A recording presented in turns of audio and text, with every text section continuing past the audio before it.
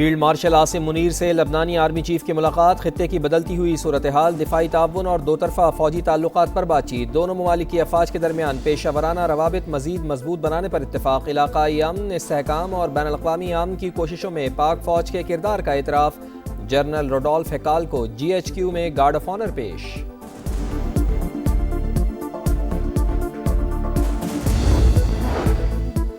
ایران کے ساتھ مذاکراتی عمل بہت اچھے انداز میں جاری، چند روز میں معاہدے کا منصوبہ پیش کر سکتے ہیں۔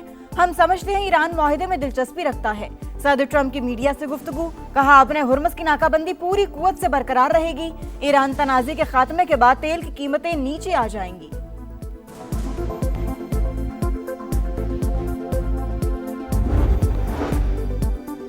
امریکہ کے ساتھ مذاکرات میں پیش رفت ہو رہی ہے۔ اقوام متحدہ میں ایرانی سفیر امیر سعید ایروانی کا اعتراف، بتایا پاکستان کے ذریعے مذاکرات جاری ہیں، ابھی حتمی ڈرافٹ تیار نہیں ہوا، تاہم فریقین بات چیت کے عمل کو آگے بڑھا رہے ہیں۔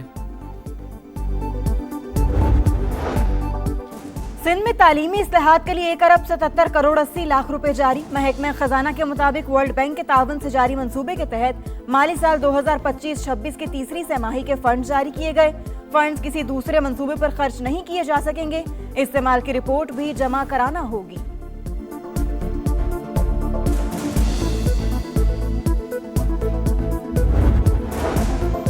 پاکستان اسٹاک ایکسچینج میں کاروباری ہفتے کا دوسرا روز، 1500 سے زائد پوائنٹس کی تیزی۔ 100 انڈیکس 1977 پوائنٹس بڑھ کر 1,70,931 پوائنٹس پر ٹریڈ کر رہا ہے۔ اور فلپائن میں 7.8 شدت کے زلزلے سے ہلاکتوں کی تعداد 37 ہو گئی، مجموعی طور پر 450 سے زائد افراد زخمی۔ فلپائنی حکام کے مطابق زلزلے سے 22,000 سے زائد افراد بے گھر ہو گئے، 1500 گھر مکمل طور پر تباہ، 230 سے زائد سکولز کو بھی نقصان پہنچا۔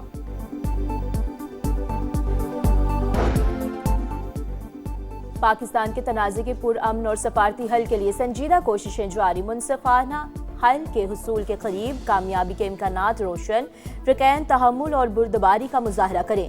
وزیر اعظم شہباز شریف کی اپیل، امن کو ایک اور موقع دینے اور کشیدگی میں اضافہ نہ کرنے پر زور، تشدد اور تباہی کے بجائے سفارتکاری کا راستہ اختیار کرنے کی درخواست، امن، استحکام اور مذاکرات کے فروغ کے لیے کوششیں جاری رکھنے کا عزم۔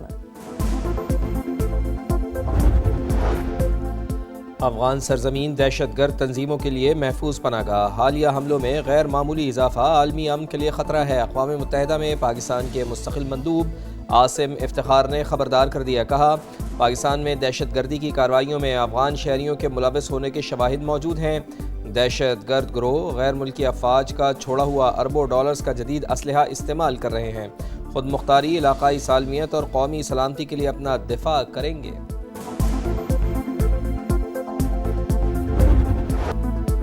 حکومت پیپلز پارٹی کو منانے میں کامیاب، جیالو نے بجٹ منظوری میں تعاون کے لیے گرین سگنل دے دیا۔ صدر مملکت آصف علی زرداری سے وزیر اعظم شہباز شریف کی ملاقات، اہم رہنماؤں کی بھی شرکت، ایک دوسرے کی بیشتر تجاویز سے اتفاق، دونوں جماعتوں کی صوبوں سے ٹیکس وصولی کے حوالے سے طریقہ کار پر گفتگو، ٹیکسوں میں رد و بدل اور نئے ٹیکسوں کے نفاذ سے متعلق لائحہ عمل پر بھی تبادلہ خیال، بعض قابل عمل نکات پر تکنیکی کمیٹیوں کی مشاورت جاری، وسائل اور مسائل کو دیکھتے ہوئے دونوں ایک دوسرے کے لیے سپیس دیں گے۔ صدر مملکت کا بجٹ میں عوامی فلاح، صوبوں کے حقوق اور معاشی استحکام کو ترجیح دینے پر زور، کہا بجٹ میں شرح ترقی اور عوامی فلاح کی اسکیموں کو ہم آہنگ کرنے کی کوشش کی جائے۔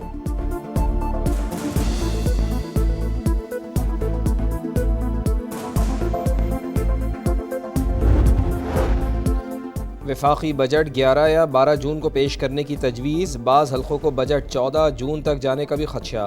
حکومت حتمی فیصلہ اتحادی جماعتوں کی مشاورت سے جلد کرے گی۔ اتحادی جماعت کا ترقیاتی بجٹ 50 ارب سے بڑھا کر 62 ارب روپے کر دیا گیا۔ سولر پینلز پر GST، تنخواہوں، پینشن اور کم از کم اجرت میں اضافہ حل طلب مسائل، فریقین کے درمیان تنازع حل کرنے کے لیے اعلیٰ اختیاراتی کمیٹی بھی تشکیل۔ اتحادی جماعت کو مطمئن کرنے کے بعد IMF کو بھی اعتماد میں لینا ہوگا۔ وفاق NFC میں سے صوبوں سے کچھ حصہ واپس لینے کا خواہاں۔ قومی اقتصادی کونسل کا اجلاس 10 جون، اقتصادی سروے 11 جون کو پیش کیے جانے کا امکان۔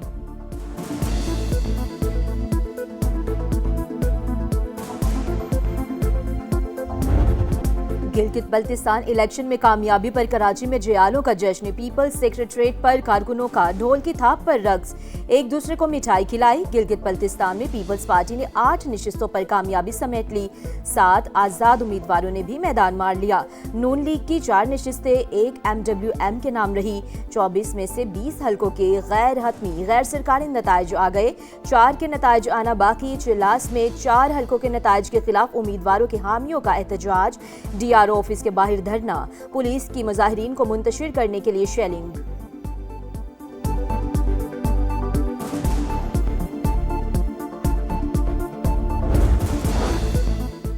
گلگت بلتستان میں مسلم لیگ نون اور پاکستان پیپلز پارٹی کی اتحادی حکومت بننے کا امکان، وفاق اور صوبوں کی طرز پر طے شدہ فارمولہ لاگو کرنے کی تجویز۔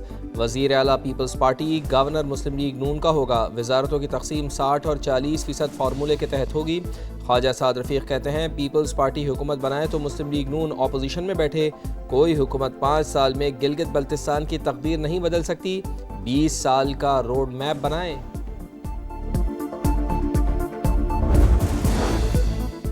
اپوزیشن نے گلگت بلتستان الیکشن سلیکشن قرار دے دیا، انتخابی نتائج مسترد کر دیے۔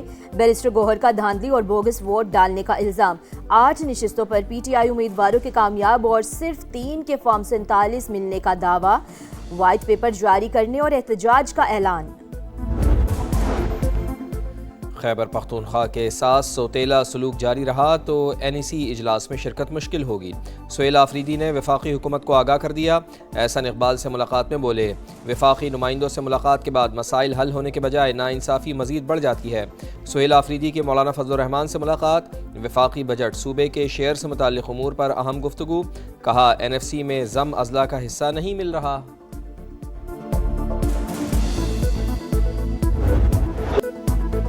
بڑے پیمانے پر تشدد نہ ہوا تو مظفر آباد اور میر پور میں کچھ نہیں کر پائیں گے، منصوبے پر عمل کے لیے فورسز کی تعداد کا جائزہ لے کر فیصلہ کیا جائے۔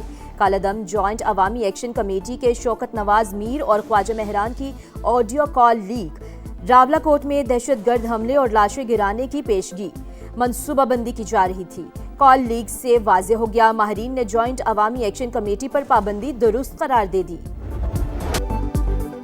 راولاکوٹ میں کالعدم جوائنٹ ایکشن کمیٹی کے شرپسند بے لگام، مکروہ اور دہشت گردانہ چہرہ بے نقاب، پولیس اور قانون نافذ کرنے والے اداروں پر حملہ منصوبہ بندی سے کیا گیا، پولیس اہلکاروں کو تشدد کا نشانہ بنایا گیا، سیدھی گولیاں چلائی گئیں، لاش کی بے حرمتی کی گئی، خوفناک ویڈیوز منظر عام پر آ گئیں، فائرنگ سے 4 اہلکار شہید اور 20 سے زائد زخمی ہوئے۔ پاکستان نے آزاد جموں کشمیر سے متعلق غیر ضروری ریمارکس مسترد کر دیے۔ برطانیہ میں مقیم افراد کی غیر ذمہ دارانہ اور غلط اطلاعات پر مبنی باتوں پر اظہار تشویش، پاکستان کے اندرونی معاملات میں مداخلت سے گریز کا مشورہ، شہید اہلکاروں کی نماز جنازہ ادا، IG سمیت اعلیٰ سول اور عسکری حکام کی شرکت، IG کا شہداء کو خراج عقیدت، کہا چند عناصر بچوں کو ورغلا رہے ہیں۔